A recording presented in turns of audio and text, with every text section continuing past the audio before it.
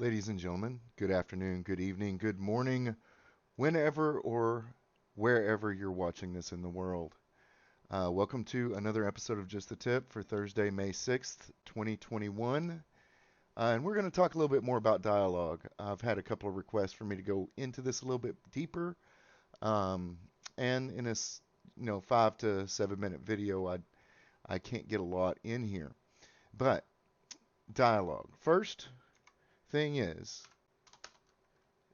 write the conversation, right? It doesn't matter how it comes off. You need to get your idea on paper. That is always the number one rule when writing something is to get your idea on paper. Anything can be fixed or changed, but if you forget it, you've lost it. So you got to get that on paper. Number two, um, when you go back to rewrite, make sure the conversation sounds authentic or true.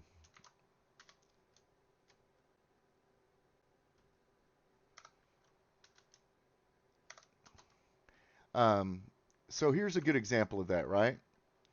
So people don't walk around saying poppycock or oh fiddlesticks or things like that.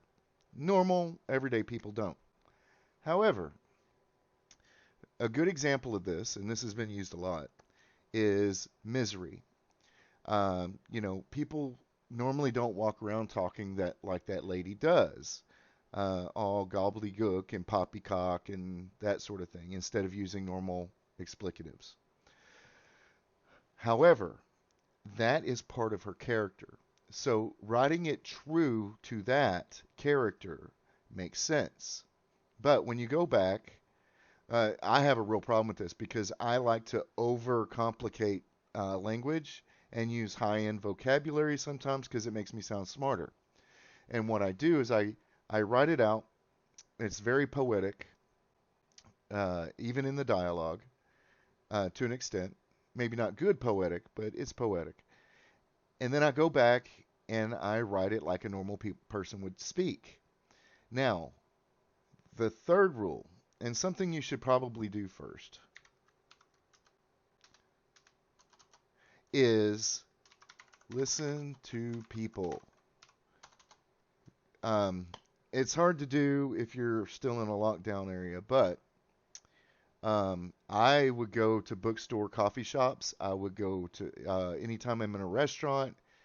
I don't listen to people's conversations to know what they're talking about. I listen to people's conversations in the area that I'm sitting in order to understand how different people speak, how they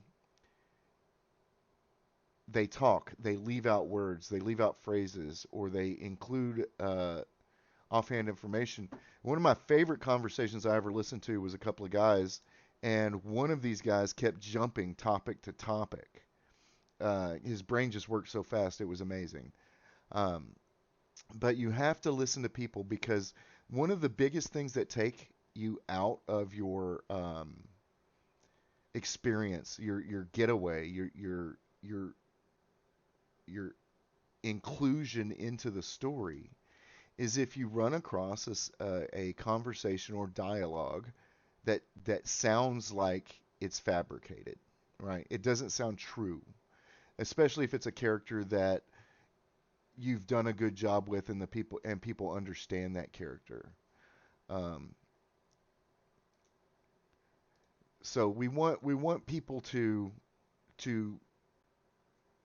when people talk, and I'll do another tip on this probably tomorrow. But one of the things that when people say write the truth, even in fiction, that's what they mean. A plumber is going to do things like a plumber. Uh, even if he's out in outer space, a person is going to speak the way they have always spoken. They're not going to change, and it's not high end. Now, like I said, one of the things I do, especially in my fantasy novel, is that the more uneducated populace speak with a lot of contractions, and the more educated populace do not. Um, Population do not. And that, the way I'm using that, it makes sense because educated people tend to speak with a higher vocabulary, if for no other reason to make themselves sound intelligent, because they have this innate sense of low self esteem, so they project. And you can tell the difference. Um, but you have to have you have to have dialogue. I don't care if it's in a fantasy world, if it's in a contemporary world, or it's in a futuristic space society world. You have to have your characters speak in a way that the readers understand how they're speaking. Okay? In fact, I'm about to put out another Circles Riven episode, and there's a conversation in here that, uh, well, let me just see if I can find it so I can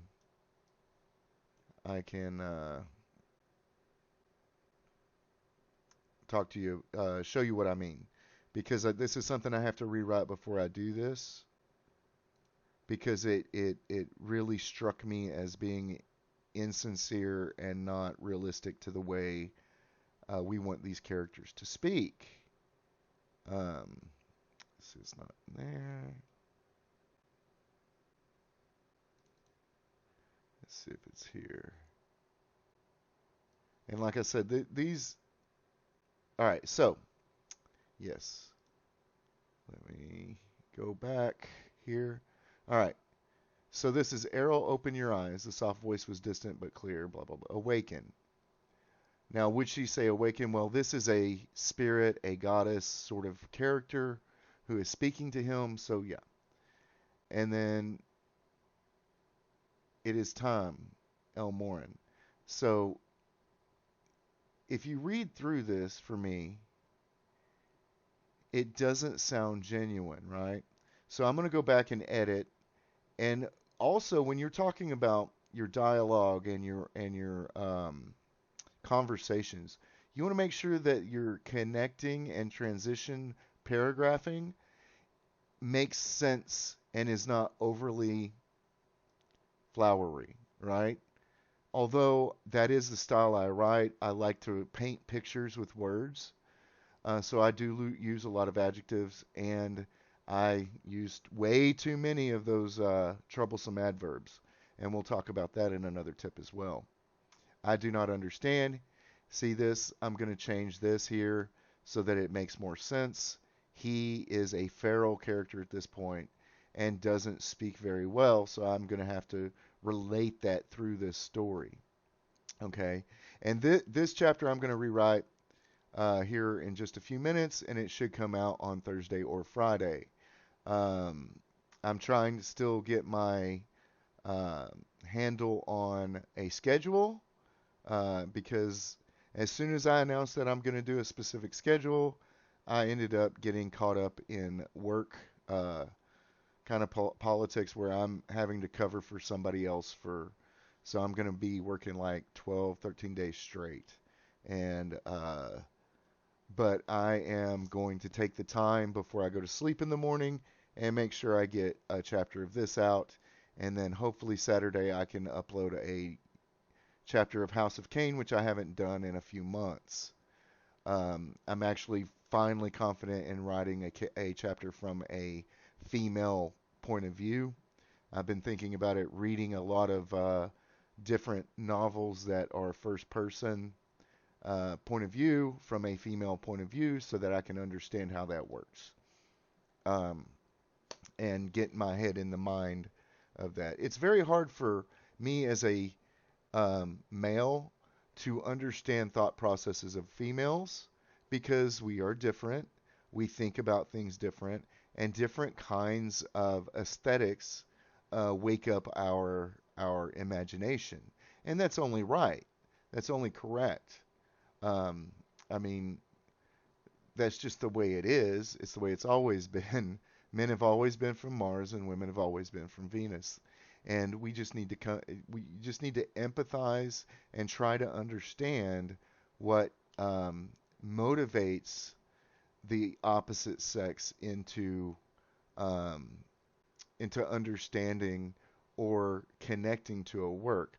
That's why, superhero movies and flash and bang movies are typically a male genre, and something like romantic comedies are typically a female genre. It's just that we're naturally attracted to two different things.